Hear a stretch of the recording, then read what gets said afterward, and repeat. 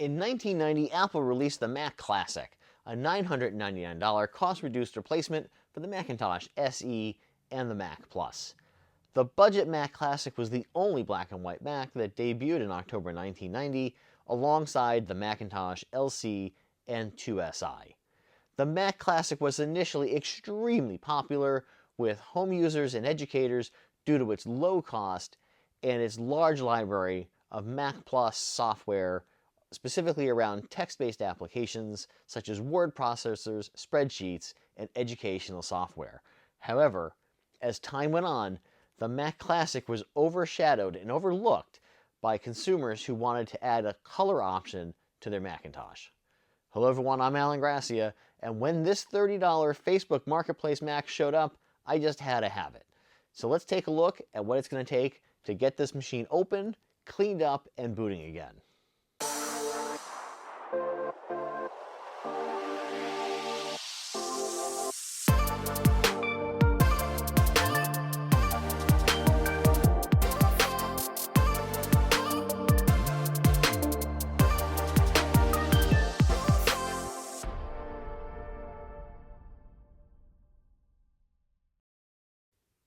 Okay, we're off the tripod, and let's just take a quick look at this Mac Classic. The Mac Classic came out in October 1990, as I said in the introduction. This was my first Macintosh, so it is a little bit nostalgic to me because it is the first machine I used. My second Macintosh was the PowerBook 100, just a portable version of, I guess, this Mac, really. But don't remember all the details on the Macintosh PowerBook 100, so let's just keep going with the SE and the Classic. So we see that there's a lot of debris and junk. This is pretty disgusting. I probably should be wearing gloves, but you know, where's the fun in that? It's got the mounting bracket here for one of those document arms, so you could, I do have it here, right? This would attach, and then you can stick your document, I guess, on there, but we're not going to be doing much typing, so we'll take that off before we clean it up. Let's take a quick look at the back of the Mac Classic here. A little bit of yellowing. We see some writing on the back in looks like some Sharpie marker. We might be able to get that off. As you can see here, there is a lot of debris still on the machine. But the reason why I decided to get this Mac, especially with it being $30, is if you take a look, let's see if we can get a good shot of this. If you take a look at the ports here on the back of the Mac, they're kind of shiny. They don't look, at least don't look to me, as inexperienced as I am with this stuff, as being corroded. So that's a good sign, which tells me that the battery that's inside may have already been replaced or pulled out by someone, or maybe we just saved this Macintosh in time before the battery exploded. So those ports are kind of shiny. You can see them on the floppy port. We've got the SCSI port. The serial ports and the ADB port over here is looking pretty good. So I guess the next thing we're going to do is get this camera back up on the tripod, and let's get these Torx screws out, and let's see if we can open the back case. Okay, we've got the tripod up on the desk, and I don't have a proper overhead mount, so I do apologize for the sort of weird angle for the camera, but let's go ahead and get out the screws. Now, the Mac Classic, along like the Mac SE, the SE30, the Plus, has the Torx 15 screws. There's 4 of them. There's 2 back here, which are black, and then there are 2 down here in the handle, which are probably hard to see in the camera, but there are 2 in here, which are just like a silver color. So let's go ahead and use this ridiculously long Torx 15 screwdriver to get those out of there. Try not to hit the camera because, you know, we're professionals.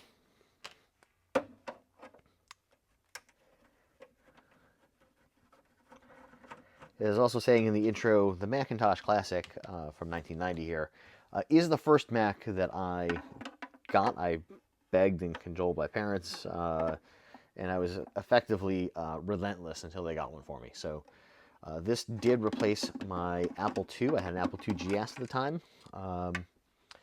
And so this is my first Mac. And so I'm kind of nostalgic for this particular model. I know it wasn't particularly speedy compared to, like, say, the Macintosh SE30, which is really sought after by collectors and sort of the iconic look of the Macintosh Classic and the 68K line, the Compact Macs. But, you know, hey, you know, we all like our own things, and so while this is not a super speedy machine, and I already do have that that Mac SE that we saw in the intro video, when this came up for 30 bucks and it looked like it had some pretty clean ports in here, I figured this is a great machine for me to add to my collection to get that Mac Classic back, because I don't have my original machines anymore, and just see if I can actually use my soldering skills to repair and get this machine up and running again. So we got the 4 screws out. Let's go ahead and try to open the case. Hopefully nothing's living inside here and is going to come out and get me. So we'll see. Here we go. That's separated here.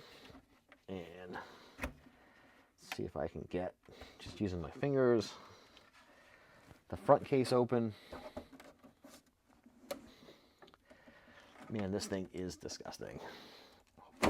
Okay. Quick reposition of the camera once again. It's back on the floor on the tripod, and we just opened the Mac Classic. So let's turn this thing around and see what happens. Let's make sure that's looking good in the camera. It is. Go ahead and pull off that plate.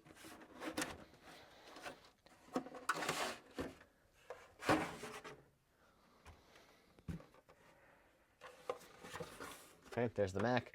Take a quick look inside. I don't see any battery explosion indicators in here, so that's really good news.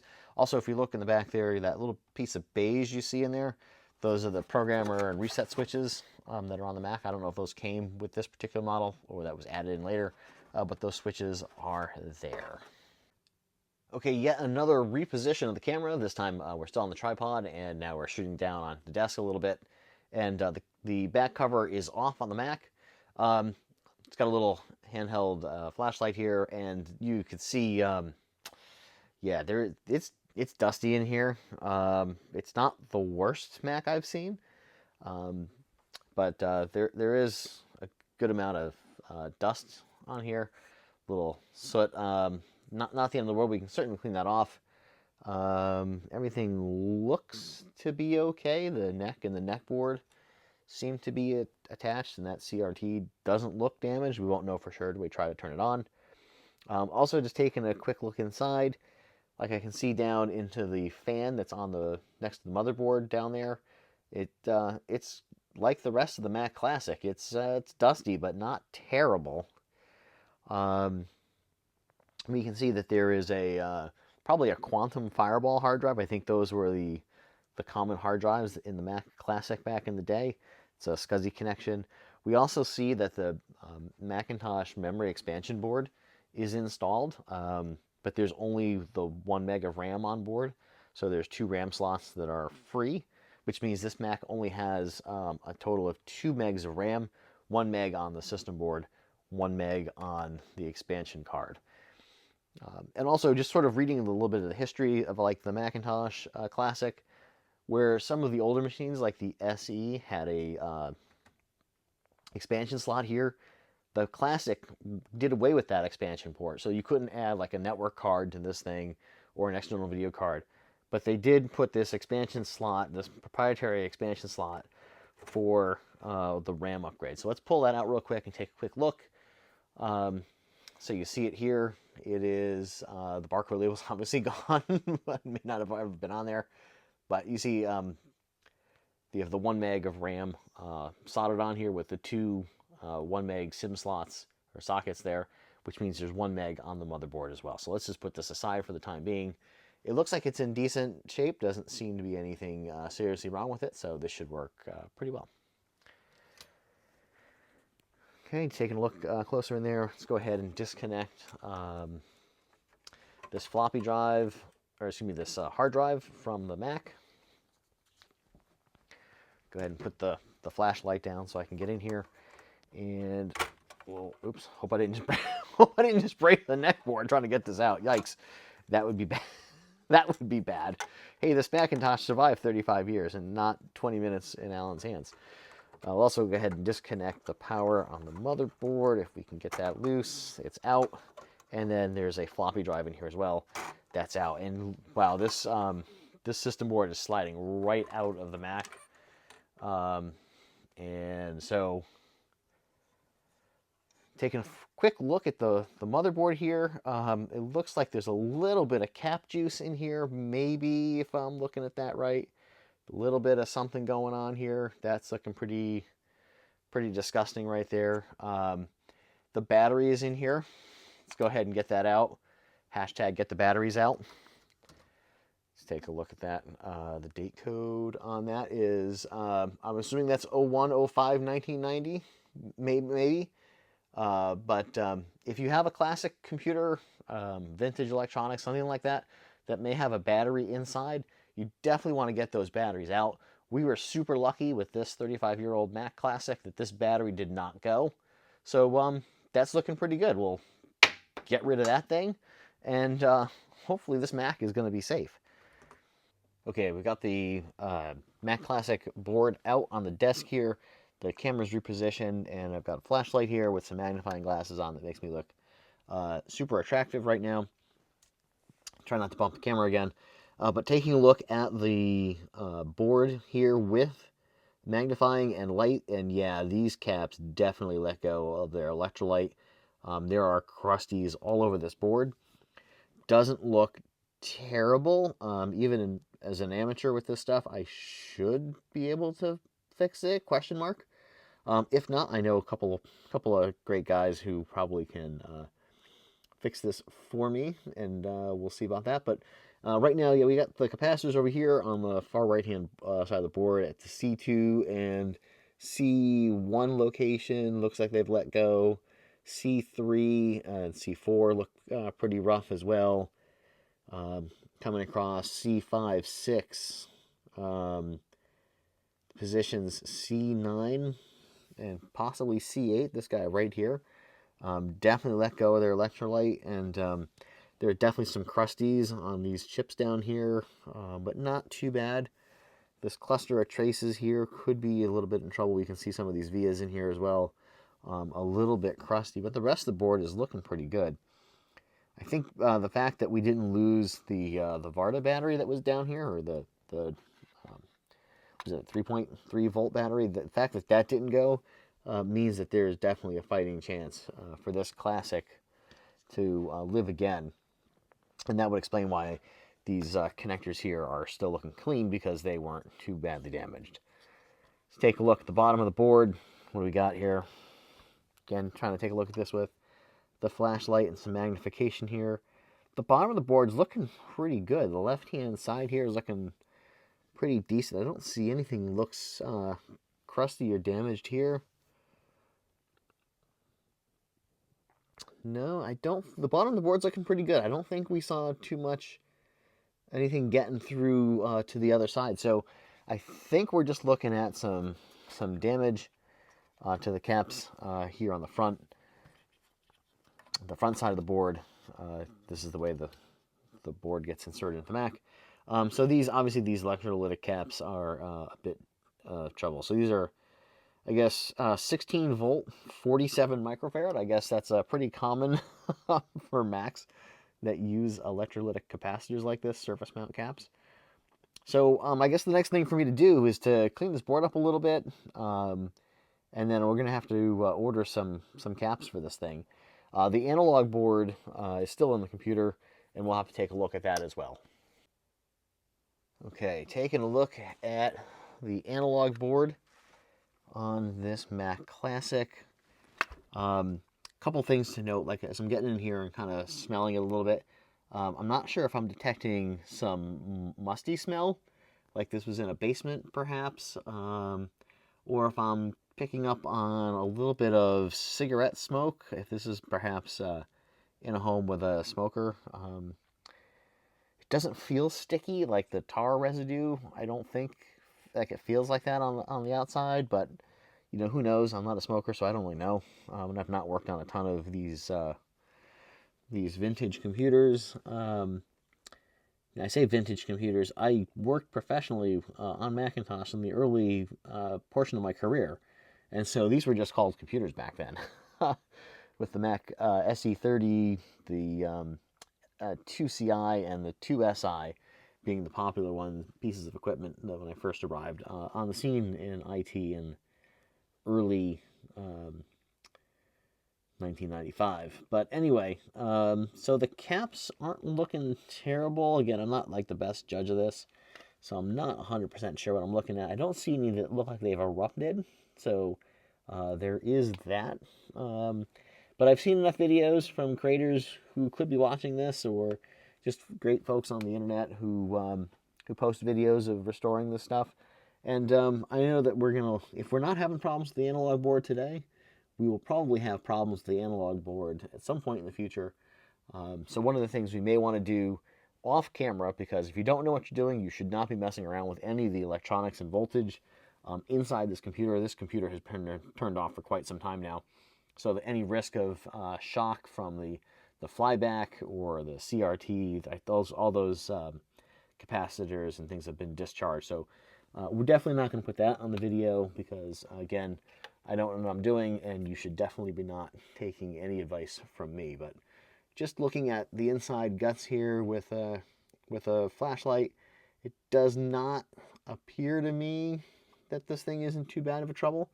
But we'll know when we turn the thing on for the first time. We'll see how much trouble we're in. There's a little bit of hair in here, and some bugs fell out before, but nothing too bad for a machine that is this old. Probably some of you are screaming at the screen that I should be using gloves while working here, but hey, we'll take the risks for the content. All right, let's flip this thing over real quick so you can get a good look at the frame. The frame is in really good condition, which means it probably wasn't stored in a musty location. That probably is some cigarette residue that I'm picking up on. All right, carefully going to grab the Classic, and we'll just kind of spin it around a little bit. Carefully not to put too much weight on it. Thud. But you can see the frame here is in really good condition. There doesn't appear to be any rust, no dings, no bends. I don't think this thing has been messed with since purchase. Of course, yeah, the fan is just all sorts of disgusting in there. Ugh. But that'll be easy to clean up with some. Take it outside, we'll hit it with some compressed air and wipe it down with some Windex. It should be fine. But yeah, I think this is looking... let's just zoom out real quick. Try to zoom out. Of course, the camera's not going to cooperate with me, but okay. Anyway, yeah, it's looking pretty good. I don't think we're going to see too much... Ooh, hold on a second. Maybe I spoke too soon. What's going on here? Let's reorient the Mac a little bit. Let's see if we can get this in frame. Looks like I spoke too soon. Under the mat here, there is a little bit of crusty, which suggests that maybe this analog board is not in good shape at all, and that something did let go. So we're going to have to, again, off camera, because I don't know what I'm doing electrically, and so you should not be using this as any sort of tutorial or what to do, but I'm going to get this side panel off, and we can take a look. I'll be able to take a look internally and see what's going on here. We could have some broken solder joints behind this plate. Of course, this plate is here to protect against high voltage. Again, do not do what you see me doing on this video, because you see it right here, danger, high voltage. I don't know what I'm doing. And you should not be using this other than for entertainment purposes. Hopefully I don't electrocute myself. So behind this, there could be some broken solder joints, which we'll take care of, again, off camera. And I will consult some folks who are smarter than me about what to do with what appears to be some leaking electrolyte, and dealing with that those caps that are on the analog board here inside the Mac. And yeah, this is definitely where I'm going to call on the Retro Mac community to find out how I should safely and effectively repair this analog board. Okay, so let's take just a few minutes to take stock of what we've seen with this Mac Classic. So $30 Mac Classic, purchased off Facebook Marketplace, 1990, so it's 35 years old. my first Mac, so it's very near and dear to me. The motherboard, not terrible shape, but these electrolytic capacitors, these 16 volt, 47 microfarad capacitors have let go. The board is kind of crusty and definitely is going to need to be cleaned. So we'll have to order replacement caps and get those off the board and cleaned up with isopropyl and probably some vinegar and a couple other things to sort of neutralize everything that's going on in there. We've got the battery, right, the lithium battery that was on the motherboard. Thankfully, this thing did not let go. This would have been certain death for this Mac. So I happen to have some cheap Amazon CR 2032 battery holders. You just stick a 2030, oops, just dropping stuff on the floor. Wow, you can tell I haven't done one of these in a while. Just stick a CR 2032 in here, and then you can solder the leads onto the plus minus sides, and that'll take care of this. These are jacktastic, not to use the J word if anyone from work is watching. So yeah, these are super cheap. I do have some of Ron's replacement boards coming. I did purchase this off of JCM-1. This is not a sponsor for those guys, but they are definitely good guys and will help you out if you ask questions online. But anyway, so motherboard needs some work. Analog board definitely going to need some work to deal with some of that corrosion we saw forming at the base of the tray here. And of course, we have the memory expansion card is installed, giving us 2 megs of RAM, 1 meg on the card, 1 meg on the motherboard. You can see it right here. But we'll need to find 2 more 1 meg 30-pin SIMs to get this up to, well, it's the classic. So get this up to 4 megs of RAM. We'll take a look at the hard drive. Don't know if it's working or not. Maybe we can get a blue SCSI in here to try to capture whatever's on the drive and transfer it to the blue SCSI. Obviously, the floppy drive that's inside, we haven't even looked at that yet today, but we all know that that's going to require servicing, greasing, and the whole bit. So we'll do that as well. And then, yeah, just this is going to be a bit of work. It's not in terrible shape, but it's definitely not in a condition where I want to try to turn it on today. So stay tuned, hit that like and subscribe button if you haven't already. Let me know in the comments down below what I should be doing about the cleaning up this board, because I'm definitely going to be looking for some recommendations on how to properly clean this and where to find some extra SIMs for this thing. Yeah, it feels good to be making videos again. We're back after a very long time, and hopefully you enjoyed this quick look through this $30 Facebook Marketplace find, and we'll stay tuned for more content coming soon. So stay foolish. Thanks for watching.